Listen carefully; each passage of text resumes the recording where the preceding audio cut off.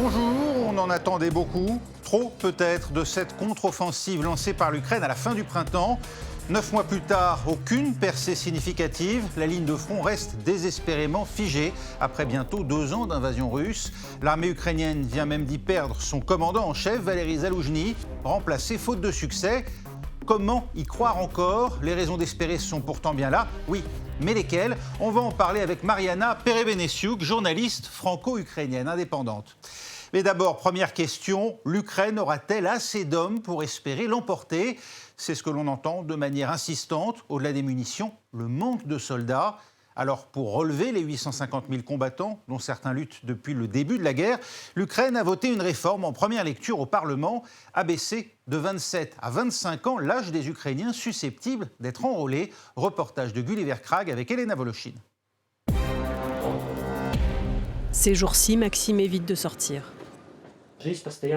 Je vis dans un état de stress et d'anxiété permanent. Je passe mon temps à scruter les chaînes Telegram pour élaborer mes trajets sans me faire attraper. Sur Telegram, il suit les nombreuses chaînes qui montrent où se situent les recruteurs, dont les méthodes sont parfois musclées. Ils pourchassent les gens comme des chiens. Et désormais, ils proposent aussi de bloquer les comptes bancaires pour qu'on ne puisse même plus acheter du pain. Ou bien, si l'on part au front, on peut théoriquement gagner de l'argent, mais qui sait quand et si on va revenir? Ils envoient des gens ordinaires qui n'ont aucune compétence militaire. C'est impossible d'apprendre cela en un mois. Dans la région de Donetsk, ces soldats à l'entraînement tiennent à dissiper ces peurs. Nous non plus, nous ne savions rien faire. La plupart d'entre nous n'avaient aucune idée de ce qu'est la guerre. Aujourd'hui, nous offrons à tous nos gars une aide psychologique pour qu'ils comprennent que l'armée, ce n'est pas qu'une histoire d'horreur où on t'attrape, on te donne un uniforme, un fusil automatique et on t'envoie mourir sur le front. Direction la ligne de front, avec un combattant fraîchement recruté. En comptant mon entraînement, cela fait 3 mois que je me suis engagé. Mes impressions de l'armée sont très positives. Il y a beaucoup de gars bien sur qui on peut compter. Odessa s'est engagé volontairement, mais il en connaît d'autres qui ne veulent pas y aller. Ces vidéos où l'on voit les recruteurs traîner les gens de force dans leur fourgonnette, ça ne sert pas franchement notre processus de mobilisation. Quand les gars ordinaires voient ça, ils ont encore plus peur. Marina Perebenesiuk, c'est une question d'équité et de morale des troupes. Il faut du renouvellement dans les rangs de l'armée ukrainienne aujourd'hui? Tout à fait, ce sont des besoins tout à fait objectifs de l'armée parce qu'il n'y a pas eu de rotation. Alors l'Ukraine a un système de relève, si vous voulez, qui n'est pas la rotation, c'est-à-dire que les soldats ont la possibilité de quitter le front pour un temps assez court pour rencontrer leur famille qui vient vers eux dans les zones qui sont proches des zones de combat. Mais au bout de 2 ans, cela ne suffit plus, donc forcément l'Ukraine a besoin d'avoir une armée qui puisse faire une relève, qui puisse permettre une vraie rotation. Attention, les soldats, comme votre reportage a montré, ils n'ont pas d'image négative, ils ne veulent pas se soustraire à la guerre, mais ils veulent pouvoir avoir une vraie rotation, passer quelques mois chez eux, avec les siens, leur famille, ainsi de suite. Il faut du renouvellement, il faut aussi davantage d'hommes, tout simplement. Voilà ce que disait le commandant en chef des forces armées ukrainiennes, Valery Zaloujny, avant d'être débarqué. C'est la raison pour laquelle il a quitté son poste, d'après vous ? Alors, c'est possible, Valery Zaloujny ne cachait pas, comme vous venez de le dire, qu'il fallait décider une mobilisation, qu'il fallait préparer une relève. Par ailleurs, la Russie, elle rencontre le même type de problème et nous avons vu avec quelles difficultés les autorités russes essayent de naviguer et de trouver les équilibres. La différence avec l'Ukraine, c'est que l'Ukraine est une société premièrement démocratique, mais en plus qui repose beaucoup sur les consensus. Et le problème en Ukraine actuellement, c'est qu'il n'y a pas réellement pour l'instant de consensus au sein de la société. La société elle-même comprend que ça serait justice que de permettre du repos, ne serait-ce que temporaire, pour ceux qui défendent l'Ukraine actuellement, mais ils n'arrivent, collectivement, les Ukrainiens, pour l'instant, n'arrivent pas à trouver quelles seront les meilleures conditions, les conditions les plus justes. C'est pour ça que nous pouvons voir actuellement dans les réseaux sociaux, mais pas que, aussi dans les médias, beaucoup de débats sur ces sujets-là. Pour l'instant, c'est une question qui est encore débattue. Les Russes, en tout cas, ne montrent aucun signe de faiblesse. Au contraire, les missiles et les drones s'abattent sur les principales villes d'Ukraine, comme à Kiev, où vous trouvez, Gulliver Krag, de quoi décourager les Ukrainiens, ou bien sont-ils prêts à se battre jusqu'au bout? Derrière moi, sur la place Maïdan à Kiev, des milliers de petits drapeaux représentent les soldats tombés pour l'Ukraine depuis février 2022. Dans tous les cimetières du pays, des drapeaux un peu plus grands flottent au-dessus de leurs tombes. Aujourd'hui, les Ukrainiens ne sont pas seulement fatigués, ils sont endeuillés, traumatisés, en colère et je pense aussi inquiets. Le pays comptait sur l'aide américaine qui est pour le moment bloquée à Washington. L'armée manque de munitions. Bien sûr, les réactions à cette situation sont diverses. Grand nombre d'Ukrainiens restent résolument optimistes. D'autres disent en privé qu'il faudrait peut-être penser à négocier et tenter de figer la ligne de front en son état actuel. Mais le problème, c'est que cette option n'est pas sur la table. Et même si Vladimir Poutine en venait à proposer des négociations, beaucoup y verraient un piège, une tentative de reculer pour mieux sauter, peut-être même de préparer un nouvel assaut sur Kiev. Alors la conclusion qu'en tire la majorité des Ukrainiens aujourd'hui, c'est que le pays n'a pas d'autre choix, fatigué ou non, que de continuer à se battre. Et après 2 ans de guerre, la ligne de front apparaît comme figée vue de l'extérieur malgré les combats de haute intensité. Maya Anaïs Atagen, où en est-on ? Eh bien, la ligne de front, vous allez la voir sur cette carte-là. En gris, c'est le territoire qui est contrôlé par l'Ukraine et en rose, le territoire contrôlé par les Russes. Malgré la contre-offensive ukrainienne, ce sont les troupes du Kremlin qui restent à l'initiative. Autant au nord et un peu plus au sud, les troupes ukrainiennes résistent bien, autant dans la région de Kremina, c'est plus compliqué, et surtout dans la région de Avdiivka. Avdiivka, c'est une ville industrielle que les Russes tentent d'encercler à tout prix. On le voit un peu mieux sur cette carte. Ils ont réussi à avancer, vous le voyez en rouge foncé, autour d'Avdiivka. Ces dernières semaines, ils ont des combats rue à rue. La ville est de plus en plus pilonnée. Pourquoi Avdiivka ? Parce que c'est un point stratégique crucial dans la défense ukrainienne. Elle est en hauteur, elle est fortifiée. Et jusque-là, elle permettait de maintenir la pression sur une ville qui est toute proche. Vous la voyez ici, Donetsk, la capitale de la République séparatiste autoproclamée qui soutient Moscou. Mariana Perebenescu, c'est le prochain tournant, Avdiivka, dans la guerre. On se souvient, il y avait eu la reprise de Kherson par l'armée ukrainienne et puis ensuite la perte de Bakhmout. Non. Si les Russes poussent si fort dans cette direction-là, c'est parce qu'ils craignent toujours l'offensive ukrainienne. Or, il faut comprendre qu'Avdiivka, ça se trouve en banlieue de la ville de Donetsk, de l'agglomération urbaine, et qui donne lieu également vers des nœuds routiers et logistiques qui puissent couper l'autoroute et les communications entre Donetsk et Lugansk. Donc, si vous voulez, pour une fois, c'est stratégique pour les Russes de pouvoir reprendre ces localités qui les mettent directement en danger en cas d'offensive ukrainienne, mais cela ne sera pas pour autant une perte stratégique ukrainienne. Par contre, et c'est vrai que justement les dissensions entre le général Zaloujny et le président ukrainien se basaient apparemment aussi sur cela.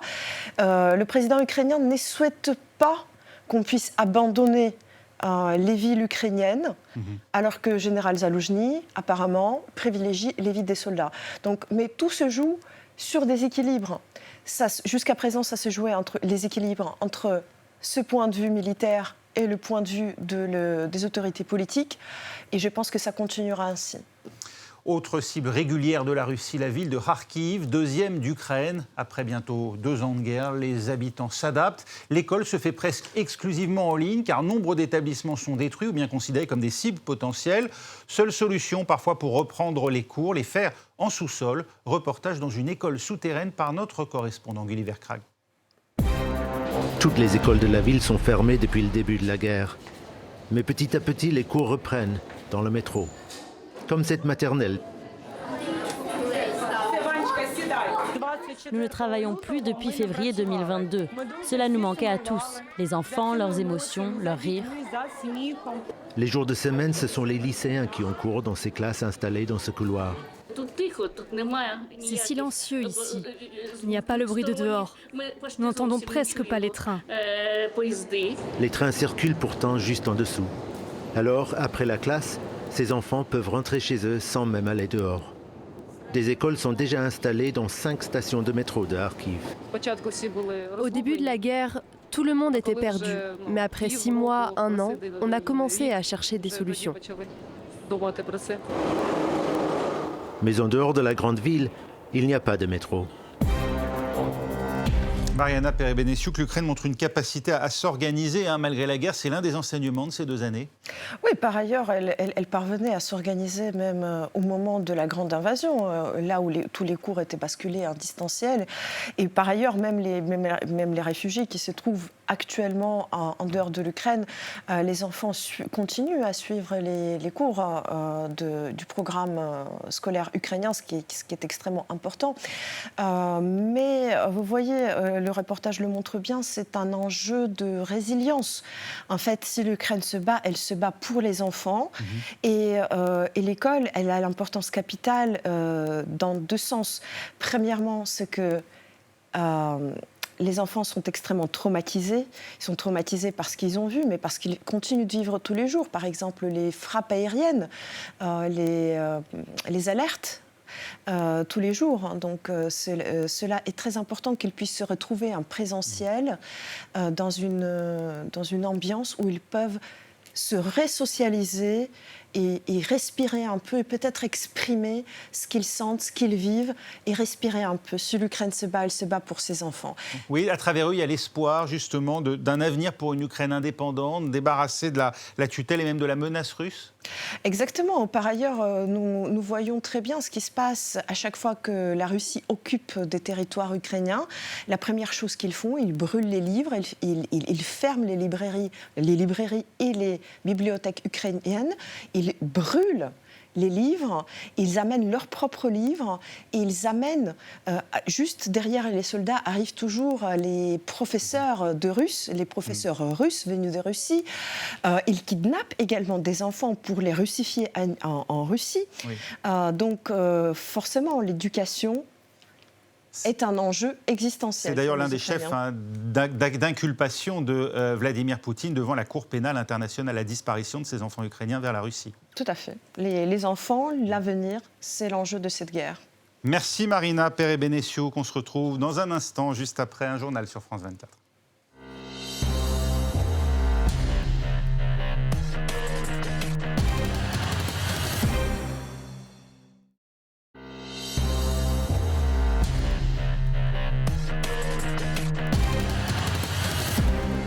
Suite du monde dans tous ses États, l'Ukraine plie mais ne rompt pas 2 ans après le lancement à grande échelle de l'invasion russe. On continue d'en parler avec la journaliste franco-ukrainienne Mariana Perebenesiuk. On l'a vu, les combats redoublent d'intensité entre l'Ukraine et la Russie, avec une nouveauté depuis maintenant 1 an, la capacité des Ukrainiens à porter la menace en territoire russe ou sur les positions russes occupées sur le sol ukrainien. Le mois dernier, le bombardement d'un marché à Donetsk avait fait au moins 27 morts par des missiles tirés depuis Avdiivka, cette ville dont nous parlions au cœur des combats. Reportage pour France 2 d'Anaïs Sanquet et Valérie Lucas. Avant de faire face à l'enfer d'Avdiivka, que Dieu nous protège. Un signe de croix. Je fais toujours ce geste avant d'aller là-bas. Ivan Soubotin est secouriste. Il nous emmène aux portes de cette ville minière devenue l'épicentre de la guerre pour aller chercher une femme qui souhaite être évacuée. Nous sommes sur l'une des routes les plus dangereuses d'Ukraine. Les Russes encerclent presque totalement la zone. Avec cette météo, je pense que ça devrait aller. On va peut-être éviter les missiles. En revanche, quand le ciel est dégagé, c'est pratiquement sûr que tu vas être frappé, bombardé, que tu vas être sous les bombes. À notre arrivée, la femme qui veut évacuer n'est pas au point de rendez-vous. Grand-mère! Au loin, le bruit des bombes inquiète Ivan. Impossible de rester ici trop longtemps. En pleine recherche, nous tombons sur cette brigade qui propose de nous aider. On est à 2 km de la ligne de front, c'est ça? Non. Ici, c'est la ligne de front. Finalement, c'est de l'autre côté du village que nous retrouvons Lydia et son mari. Au revoir. On vivait ici alors que la moitié de la maison a été détruite. Mon mari, lui, va rester car on a des animaux. Et je vais me retrouver toute seule. Un adieu brutal. Avec la peur de ne jamais se revoir. Car ici, les Russes avancent de jour en jour. Mariana Perebenesiuk, en attaquant régulièrement les zones contrôlées par la Russie, qu'il s'agisse de Donetsk, comme on vient de le voir, ou de la Crimée, ou encore de Belgorod en territoire russe, l'Ukraine a changé la donne dans cette guerre. Elle arrive à faire douter désormais les Russes eux-mêmes. Oui, forcément, c'est le but. Le but premier est en fait militaire. Il faut comprendre ce que c'est que l'armée russe. L'armée russe dépend fortement de l'artillerie et elle dépend fortement de ravitaillement. Donc elle a besoin, elle dépense énormément de munitions par jour. C'est pour cela qu'il est capital pour les Ukrainiens de pouvoir frapper leur dépôt des armes, leur dépôt des munitions. Et pour les Russes, il était important d'avoir ces dépôts de munitions le plus proche du front possible. Mais depuis l'été dernier, où l'Ukraine a commencé à frapper vraiment de manière précise et assez loin, les dépôts de munitions en Crimée, les dépôts de munitions dans les territoires occupés dans le Donbass, nous voyons qu'il y a quand même des résultats. Même si la puissance de feu d'artillerie russe reste supérieure à celle de l'artillerie ukrainienne, les Russes manquent quand même des munitions eux aussi. Donc cela aide quand même, incontestablement. En tout cas, si elle l'emporte en Ukraine, la Russie ne s'arrêtera pas là. Sa prochaine cible sera l'Europe. L'Ukraine ne cesse de le répéter. Écoutez en tout cas ce qu'en dit Vladimir Poutine, interrogé par le journaliste conservateur américain Tucker Carlson d'une éventuelle attaque russe contre la Pologne. J'imagine que la menace à laquelle vous faites référence est une invasion de la Pologne, de la Lettonie. Un comportement expansionniste. Pouvez-vous imaginer un scénario dans lequel vous enverriez des troupes russes en Pologne ? Dans un seul cas, si la Pologne attaque la Russie. Pourquoi ? Parce que nous n'avons aucun intérêt en Pologne, en Lettonie ou ailleurs. Pourquoi ferions-nous cela ? Nous n'avons tout simplement aucun intérêt. C'est simplement des menaces. Et malgré ces dénégations, la menace d'une agression russe inquiète bel et bien les dirigeants européens, Alix Le Bourdon.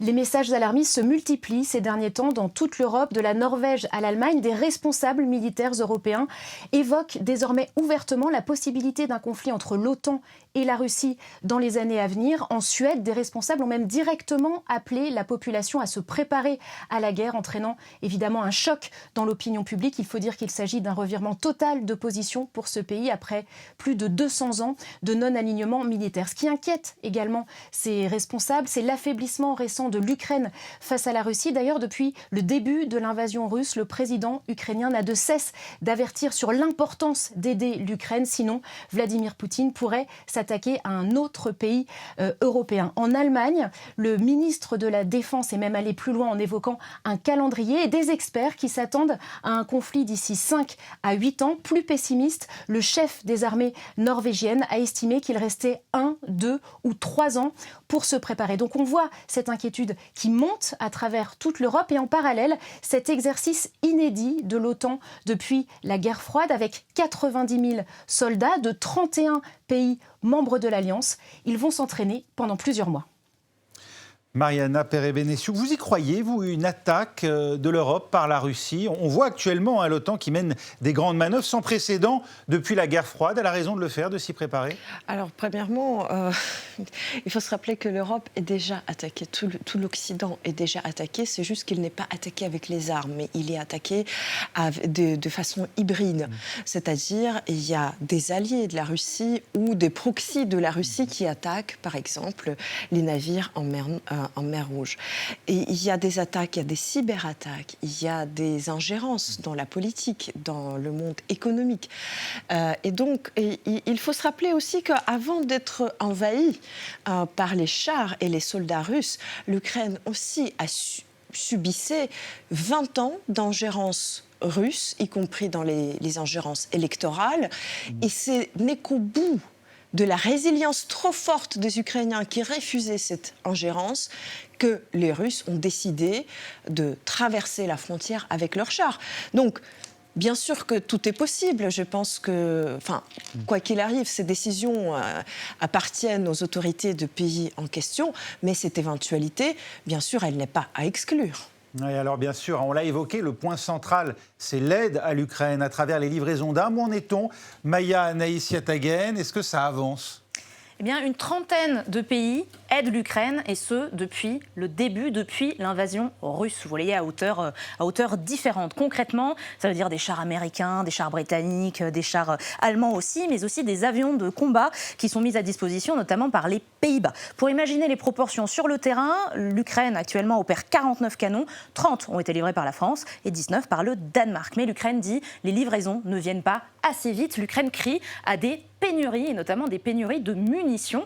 Et l'Europe n'arrive pas à faire face, alors que Kiev, par exemple, tire 150 000 obus par mois. L'Europe n'arrive pas à tenir le rythme. Pourquoi ? Parce que depuis la fin de la guerre froide, ils ont baissé leur budget d'armement, les budgets de défense, ils n'ont pas investi dans l'armement. Alors qui il reste ? Il reste potentiellement les Américains, le meilleur allié de Kiev, mais on l'a vu depuis le 1er janvier dernier, aucune aide n'arrive, résultat d'un blocage politique avec les pro-Trump à la manœuvre. Alors dernière solution pour le président ukrainien, c'est peut-être que l'Ukraine, pourquoi pas, produise tout ce dont elle a besoin, ou en tout cas une partie de ce dont elle a besoin. C'est en cours dans des usines, mais aussi dans des ateliers clandestins. Sauf que de l'aveu du gouvernement même, eh bien, ces productions, elles n'ont pas le temps d'être testées. Elles sont utilisées directement sur la ligne de front par les soldats ukrainiens. Merci Maya Anaïs. Mariana Perez-Benessiuk, ces 61 milliards de dollars bloqués au Congrès par les alliés de Donald Trump, ça vous inspire quoi ? Une crainte auquel il reviendrait au pouvoir en novembre prochain ? Ce serait une configuration clairement différente, la fin peut-être de la résistance ukrainienne ? Non, la fin de résistance ukrainienne ne relève que de la nation ukrainienne. Que les choses soient claires, il faut quand même se rappeler que la guerre dure depuis 10 ans. L'Ukraine a connu 3 administrations présidentielles, celle de Barack Obama, celle de Joe Biden, celle de Donald Trump. Donc les autorités ukrainiennes, y compris la présidence actuelle, celle de Volodymyr Zelensky, il a déjà pratiqué Donald Trump. Ce n'est bien sûr pas facile, mais ce n'est jamais facile de traiter avec les États-Unis pour les alliés des États-Unis. Donc, il est encore trop tôt pour dire ce qui va arriver. Les responsables politiques ukrainiens se veulent rassurants. Ils font des déclarations en ce sens. Ils attendent de voir et ils sont prêts à construire l'avenir avec n'importe quelle administration. Pour moi, je pense que le danger, c'est le danger immédiat à ce que la guerre en Ukraine devienne pleinement le sujet de la campagne électorale américaine, à ce que les avis se polarisent, parce qu'il faut se rappeler quand même que jusqu'à présent, le soutien à l'Ukraine, et c'est un soutien bipartisan, et jusqu'à présent, personne ne remet ça en question. Oui, et c'était avant même en tout cas l'arrivée au pouvoir de Donald Trump. Il y a 10 ans exactement, le monde était pris de sidération. La Russie annexait la Crimée, balayant les frontières héritées de la chute de l'Empire soviétique. Reportage à l'époque pour France 2 à Simferopol d'Arnaud Comte et Stéphane Guimau. À Simferopol, capitale régionale, l'aéroport n'est à l'évidence plus sous le contrôle des autorités ukrainiennes. Cagoulés, armés de Kalachnikov dernière génération, ces hommes prennent possession des lieux, y compris de la tour de contrôle. Ils sont une centaine et ne laissent aucune négociation possible au personnel. Ça fait peur à voir, évidemment. Ce n'est pas normal que ça se passe comme ça, sans décision politique au préalable. Personne ne comprend ce qu'il se passe exactement. Les gens peuvent supposer que Moscou est derrière tout ça, mais il n'y a pas de confirmation d'officiel. Et quand notre traductrice les interpelle directement, pas de commentaire. Ces soldats ne portent aucun insigne sur leur treillis, mais selon le nouveau pouvoir en place à Kiev, ils seraient directement commandés par les autorités russes. Mariana Perez-Benessiuk, on ne l'a pas vu, mais c'est là qu'a réellement débuté l'invasion russe de l'Ukraine, et non pas en 2022 ? C'est là qu'a commencé l'invasion russe de l'Ukraine. Par ailleurs, souvenez-vous, la Russie a même émis des médailles pour les vétérans de ces opérations et pour les vétérans de guerre en Ukraine, où le début de la guerre est marqué le 20 février 2014. Si ma mémoire est bonne, c'est le 20 février. On parlait à l'époque simplement de séparatistes pro-russes. Mais écoutez, votre reportage le montre extrêmement bien. Premièrement, il y a une opération militaire de débarquement simplement. Exactement la même qui a eu lieu en 68 à Prague. Souvenez-vous, là, il y avait un avion qui avait demandé à atterrir avec les soldats soviétiques qui ont pris contrôle de Prague et qui a donné lieu à une opération militaire, à l'écrasement. S'agissant de la Crimée qu'on voit dans ce reportage, elle a été cédée par Nikita Khrouchtchev à l'Ukraine, c'était en 1954. Elle a vocation à demeurer ukrainienne quoi qu'il en coûte, même si par une négociation autour de l'Ukraine pouvait passer éventuellement l'avenir pacifique de l'Ukraine, par une négociation autour de la Crimée? Cette cessation est une vue d'esprit et surtout un produit de la propagande russe, dans le sens où il suffit de regarder la carte pour voir que la péninsule est liée, elle n'est pas viable sans le continent. Donc sans l'Ukraine. L'Ukraine, depuis la préhistoire et pendant toutes les périodes historiques, l'Ukraine continentale a toujours été liée à la Crimée, de même que la Crimée était toujours dépendante, elle dépend toujours du continent, déjà même pour l'électricité, pour la nourriture. Donc ça, c'est la première chose. Historiquement, culturellement, le continent et la péninsule sont liés et les Ukrainiens ne seront jamais prêts à abandonner. Merci beaucoup Mariana Perez-Benessiuk. C'est la fin de cette émission. Merci à vous de l'avoir suivi. On nous retrouve sur notre site internet france24.com. Rendez-vous dans 3 semaines pour Le Monde dans tous ses états.